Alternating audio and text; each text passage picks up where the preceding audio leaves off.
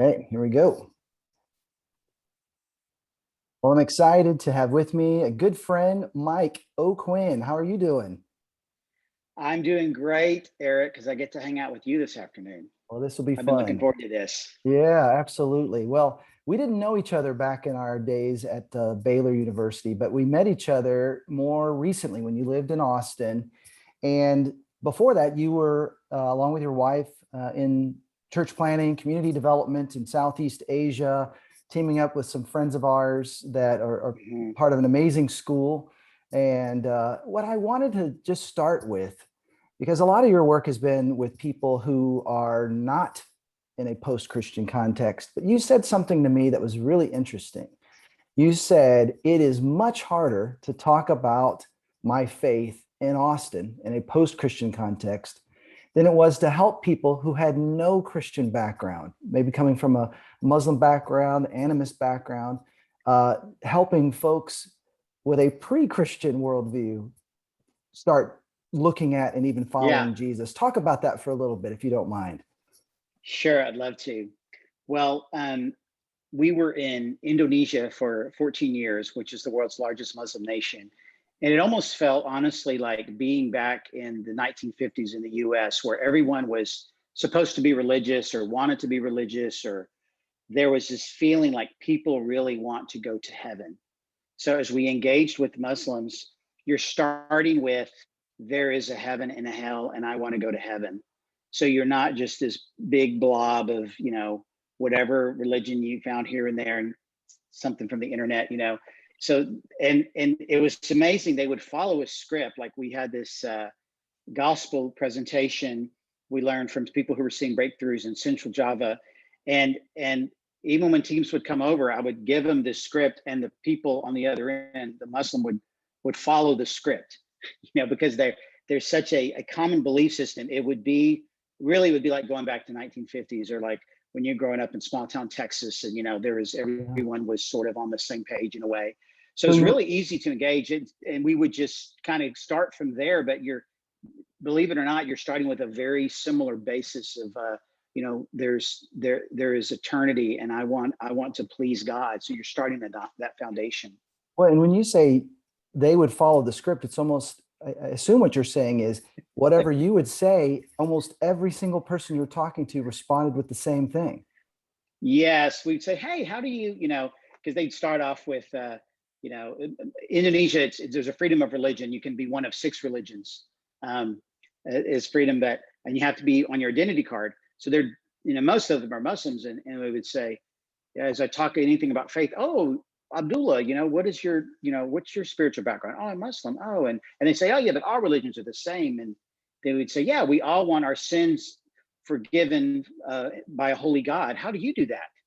And they would share, oh, this is what I do. And then we'd say, oh, well, this is what in Jesus, I found forgiveness. And then we would ask them these questions, and then they would respond. Yes, they would literally follow the script that I had, and did this hundreds of times. And it was always funny with teams that we had come over, because they would say, wow, they follow the script. That is It's remarkable. hard to imagine that. It's hard to Yeah. imagine that. But Yeah. but you're getting to go back and forth with the good news and the gospel in a culturally relevant way, to see who is open to the gospel. And that's where what's really interesting about, that statement you made, it's harder to do that here because everybody has created their own version of faith that may or may not be including Jesus, or Right. Jesus plus this, or Jesus was someone wonderful but not who Christians say they are. You were part of helping reach out to others in Austin. What were some of the pushback, some of the challenges of trying to reach out here as compared to when you were over there in Southeast Asia? Well, so we were Indonesia 7 years in Austin, then 14 years in Indonesia, 5 years back in Austin, now back in Southeast Asia. So we've gotten to check back in and out of Austin. And I would say, just the spirituality of everything goes. It's kind of hard to wrap your hands around it sometime. And for people to even have a concept of sin, like I need to be forgiven, I've done something wrong. Whereas the Muslims would feel like I'm fallen, I'm fallen short of God, and I needed to make it up. And they have a bad theology and how to make that up. But I had one Muslim friend, he would, I mean, you cannot get away with this in America. He would say, people would be getting off their motorcycle at the parking lot. He'd say, "Did you pray yet? Suda Sholat?" And they would say, "Oh, no, I haven't prayed yet." That was his spiritual opening line. Right. Could you imagine going up to someone and saying, "Hey, why aren't you in church, on Sunday Yeah. morning?" Yeah. Well, you made a great analogy. So, Yeah. just try. Well, you were Sorry, go ahead. saying, yeah, you were saying that, it's more like going back to 1950s America, so where everyone considered themselves a Christian, which is why something like Bill Bright's, Four Spiritual Laws starts with, "You are a sinner." Like, you almost had to convince people in that era that they needed God because everybody's a Christian. We're all Americans. But I found in our generation, it's almost the opposite. They already know they're a sinner, but what they need to be convinced of is they are loved by God. Mm-hmm. And it sounds like, in some ways, folks coming from a Muslim background, and Indonesia is the world's largest Muslim country. A lot of people don't realize that.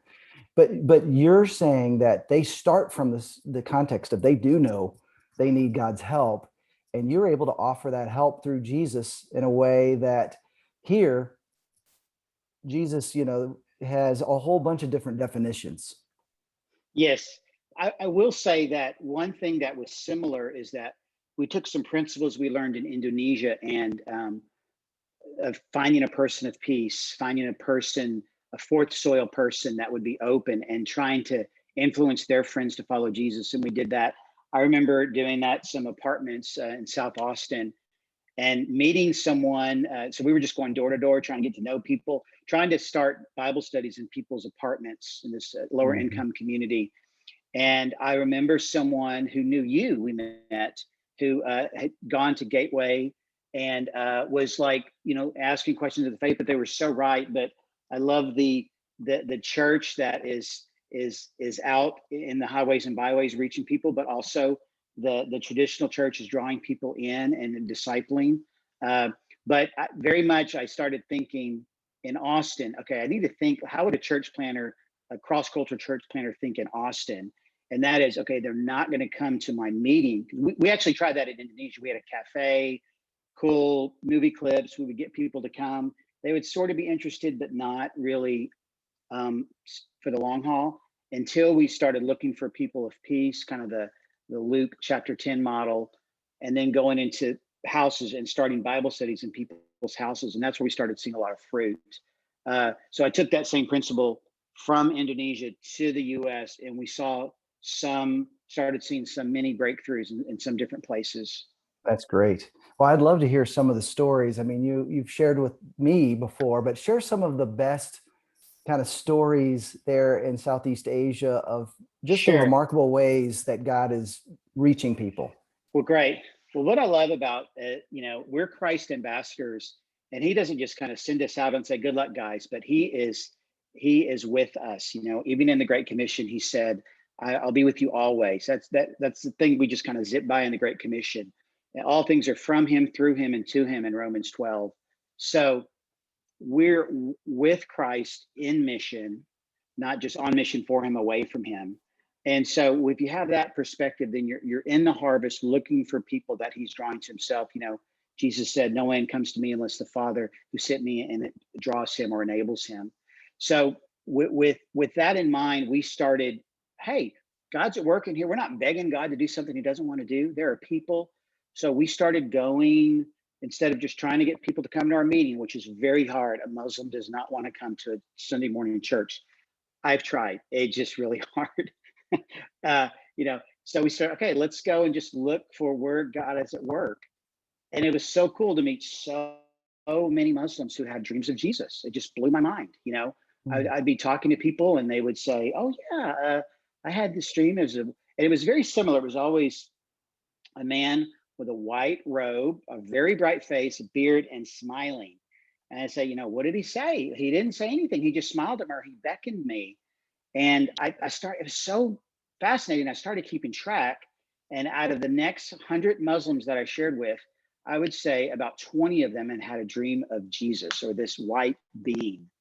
And I think, I was a little perplexed by that. It's like, Jesus, why not close the sale here? You know, why are you just smiling and beckoning people?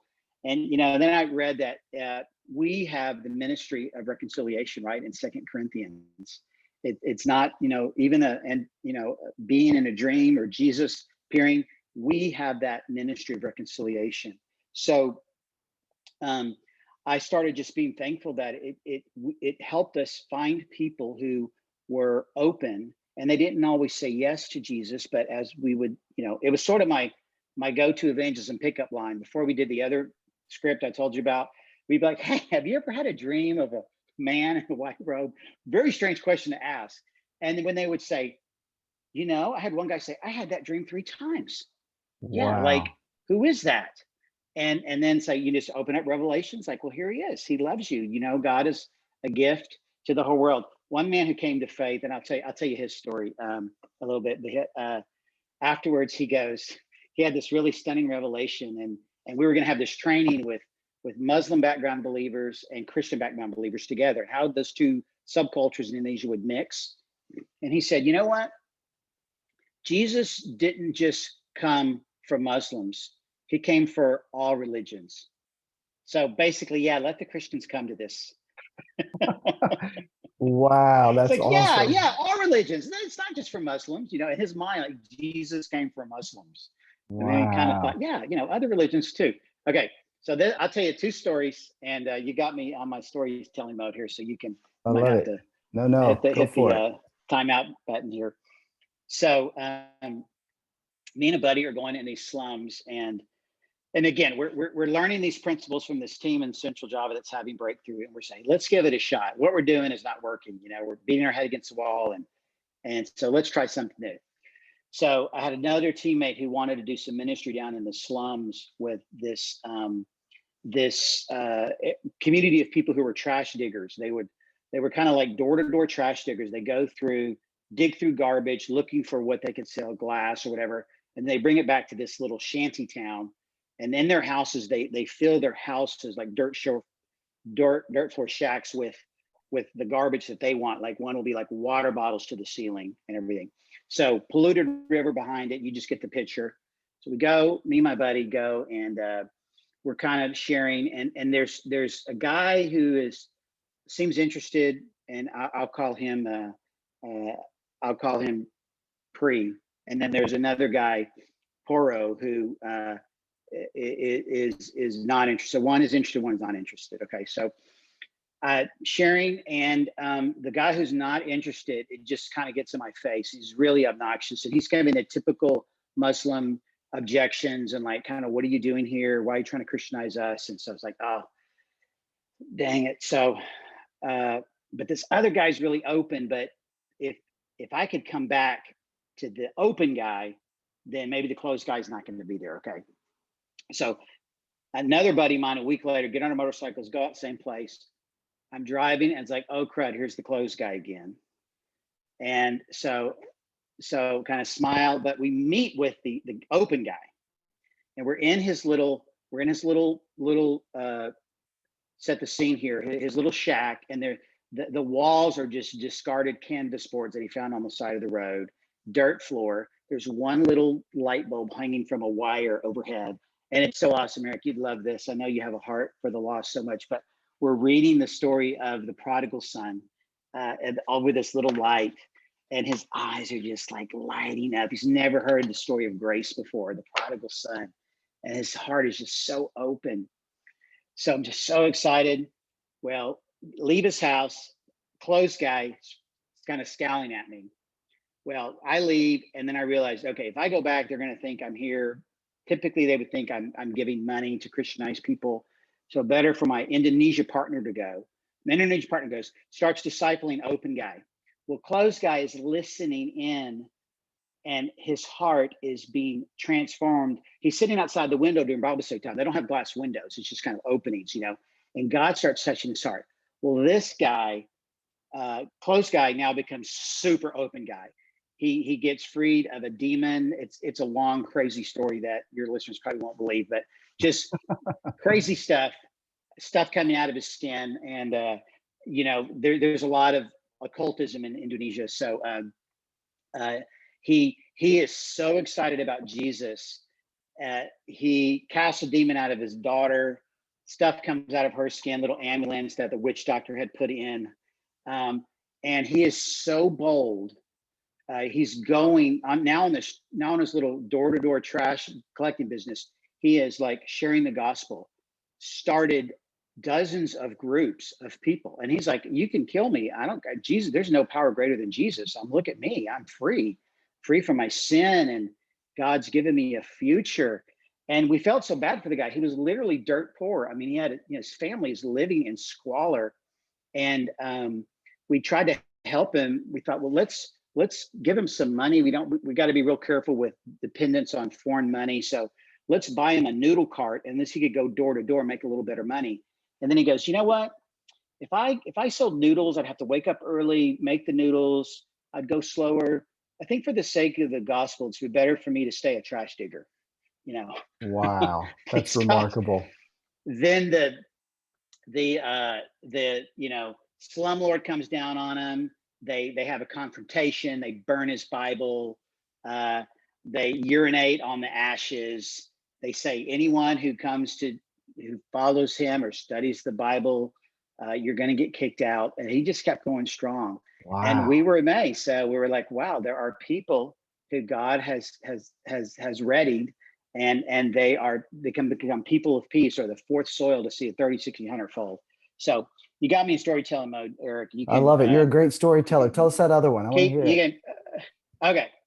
This is my favorite one because this blew my mind. So this wasn't me, but I got another friend, and American guy, and his roommate. So we had a pretty large team. We had Indonesians and Americans on it, and so these guys are roommates, and they're like both in their 20s. And the Indonesian guy is going to a seminary, and then we have our American team at his age. Well, one day, the Indonesian guy is real stressed out because he's got a paper due, and he's got to get to campus, and he's got to turn this in, and he's not ready. So he's around his paper, and my friend Joe sees him walking out the door, and he's so stressed out. He just doesn't have any clean clothes, so he just has a jacket and no shirt underneath. He just zips up his like jacket. He's running out the door, and my friend Joe's like, "Hey, Andy," I'll just call him Andy. You can't go out there. People are gonna think you're crazy. You can't go on campus like that, He goes, "I don't have anything to wear." And Joe says, "Here, I've got a shirt." He finds a white shirt, tosses it to him. Andy puts on the shirt, jacket over, zips to campus, turns in the paper in the nick of time, and now he's going home. Okay, so he's going home. Now this guy is a bold evangelist. We would have these accountability meetings, and it's like, how many people did you share with this week? I feel like I had a good week, like 5 people, and they'd be Andy starting. He'd be like 47. So this guy was like, it was gangbusters. Okay, so this is him. He's driving back home, and Indonesians hate to get rained on. It rains there. It's rainy season, but they hate it. They would just wait under an overpass until the rain stops. And he's coming home. It starts raining. Oh, crud. So he just pulls his motorcycle under the carport of some random person's house, and he's just standing there waiting for the rain to stop. Well, an older couple sees him, and Indonesians are extremely hospitable and gracious. So they say, "Oh, this poor guy, he's like, why don't you come in, have some tea?" And he's like, "Okay." So the sweet old couple, he's sitting there, and he's like, "Hey," he's having tea, waiting for the rain to stop. I'll share the gospel, and he's really good at it. And, in Indonesian, which helps too. So yeah, he starts going into kind of a culturally relevant way for them to understand the gospel. And they're eating it up. They're just, yes, I want this. And he's kind of surprised, like, whoa, they're really, and he's like, well, hey, one step of obedience, and pray to receive Christ. And one step of obedience is baptism. Would you be ready to do that? They're like, yes, right now. So, okay, well, go in their little back room, they don't really have a full bathtub. It's like a water tank, and they kind of like crunch in there and baptize him right there. And then Andy's like, wow, you guys are just so open. And then the older man says, I got to tell you a story. He said, a year ago, I had this dream, and this white being, a beard and just glorious being, bright being came to me. And he was so glorious and terrifying that I hid my face from him. I just said, oh, I couldn't bear to look. And he said, about 6 months ago, I had a dream And the same being came to me, and he got a little bit closer. I got a little more courage. I looked up at him, and I just still was so scared. I had to turn my face down. And he said, last night I had a dream that same bright being came to me, and he was so wonderful, but so terrible. But I got my courage and I looked up at him, and he looked at me and he said, tomorrow I'm sending you someone who will wear a white t-shirt. I want you to listen to what he says. Wow. That's incredible. Yes. That's Yeah, so amazing. that just the Lord, God so loved the world. Yeah. He's not sending us out there on our own, and he's at work. And and Oh, and if we believe that, the pressure's not all on us to find the perfect strategy every time, but to just kind of look for where he's moving. mm, And it was really fun. It was really fun living there. We miss Indonesia. We're in another country now in Southeast Asia, but we miss it, and just love to have front row seats of seeing what God is doing among the unreached. I love it. Well, I so love these stories. They're so inspiring. You're inspiring, and you're a great storyteller. And actually, you are also an author.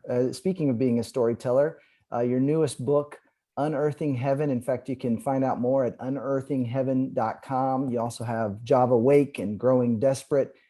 Share a little bit about each of these books, kind of the goal of each of these books, and how they're helping other people, how they can help even those You're listening. very kind, Eric. And you were a part of the story of the third book, and I'll say that. But the first two books, yes. So we lived in Indonesia, and going to Bali sometimes. It was a 12-hour drive on vacation, and just all these people sitting around pools reading novels. And I thought, what if there's a way to reach people through a novel? So I tried to write a non-cheesy novel about a business traveler in Indonesia who gets kidnapped and kind of forces him to answer the deeper questions in life with a lot of kind of my love letter to Indonesia. It's called Java Wake. That was a lot of fun to write. It took a long time.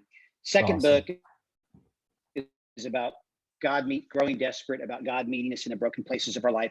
Came out of a place of brokenness in my own life. 4 years in Indonesia, had a diagnosis of our son having special needs, and Steph and I's marriage wasn't in a great place, and then our team was having a lot of dysfunction, and I was just desperate, crying out to God.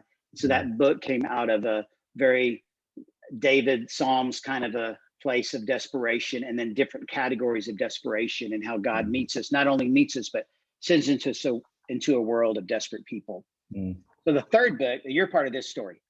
Okay. I found myself, I've got a blog, and I kept writing about this theme. And the theme is the judgment seat of Christ, which is there's two verses, there's two kind of central verses about that concept. And that's a place of honor and reward for believers, not the great throne judgment, of Revelation 20, but this is a place of honor for believers. It's like it's not a place of punishment. It's like the proud coach on awards banquet night. He's looking for what he can reward. And it's supposed to give us goosebumps and make us long for eternity. But pretty much believers have thought, you know what? I don't need to be rewarded. No, that's weird, or that's unspiritual even. And we don't ever think about rewards. So I started taking a poll, and when I would teach on the subject on the judgment seat of Christ, or the Bema, how many of you have thought about your rewards in heaven in the last year? I'll put you on the spot, Eric. I'm going to add you to my poll here. How much in the last year have you thought about your reward in heaven, standing before Jesus at the judgment seat of Christ, or the different crowns of the New Testament? Have you thought about that at all? You know what? I have not until I read this book. That's right. You did. Okay. Yeah, so I'm a little Okay. bit, yes, I actually did. And Huh. that's what I loved about the book. It really made me think in ways I hadn't been thinking about. Wow. Well, that's so encouraging to hear. Well, I got that messaging in college back when we were young pups back at Baylor. And I was like, I never heard this before. Heaven kind of seems boring. And honestly, like John Eldredge says, the church service that never ends. We're just gonna sing hymns for 10,000 years. Like, oh boy, that sounds fun. So I I just started seeing this and looking into the scripture. So I started writing blog posts about it, different ways to look at the judgment seat of Christ. And again, to see the smile on the face of Jesus, to hear him say, well done. This is supposed to motivate us. And it used to motivate his early followers. And somehow we've lost that that treasure chest of life motivation along the way. So I kind of want to rediscover it. So back to 4 years ago, I'm writing these blog posts, and I'm in a writing group with you and some other guys, and we're meeting down at HEB Central Market in South Austin. And I was like, I don't know, guys, I'm kind of thinking about doing another book. And I just took all these blog posts and I kind of stitched them together and brought them to you guys.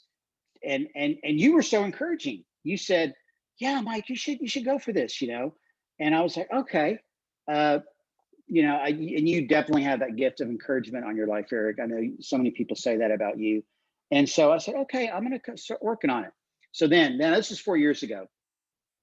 I start poking around. I don't really get serious until we get back in Indonesia. And then I'm just sort of, maybe I'll work on it. And then, you know how books go. I mean, it takes a lot of determination to get across the finish line. So we're in my wife and I are with our kids, and we go off one night for a little getaway in Bali. We're walking down this beautiful beach, water crashing against the rocks, this place known for surfing. And then I come upon this house that is like exposed to the elements. It's a half finished house. It had never been finished, but it would have been a beautiful house. And the view is amazing, but really hard to get to the house. There's rusty nails, there's broken down stuff. I was like, this house is amazing. There's like no one around. And I just climb inside the house, you know, a little trespassing, but I don't think anyone owned it anymore. So I'm just sitting there enjoying this view. And I thought, wow, this is such an amazing view. It's too bad it's so hard for people to enjoy this. And I just felt the Lord said, that's your book. Like, you've got to work to finish it so that other people can experience this view. If you want people to have a view of eternity, it's on you to finish this book. And I was like, okay. So I just started working a little bit every day. And we've had a lot of transitions since that time. We've moved 25 times, 3 different countries. You know, we have been on the move. But I just, even if it's 100 words a day, you know, if any of your listeners got that little book project, just a little bit is better than nothing, you know, even one sentence. That's right. That's so working. Good. So now I have a joy to get to see it released. Here's you know this feeling. You get the proof copy. So this just came. It's Unearthing Heaven: Why Tomorrow's Reward Matters Today. Unfortunately, it's got this subtitle I'm going to get off. It says "Not for Resale," so that will change. You get the proof copy. But yeah, Eric, you gave me some good feedback, but just your gift of encouragement, man, it really meant a lot. So I'm super excited about this. 4 different crowns of the New Testament, the 2 analogies Paul used, why feeling honored by God is so awkward for us, and what do we do with that, and how do we tap into that, and how a view of eternity even helps us overcome common struggles. And then, like your pastor, you know, John Burke, or your I guess director, I don't know the right title, but he you know, you encouraged me to read his book, which was really significant for this book. And I talked to someone here yesterday in Orlando who had a near-death experience. Her daughter had a near-death experience and was telling me about it. I said, you've got to read this book called Imagine Heaven by John Burke.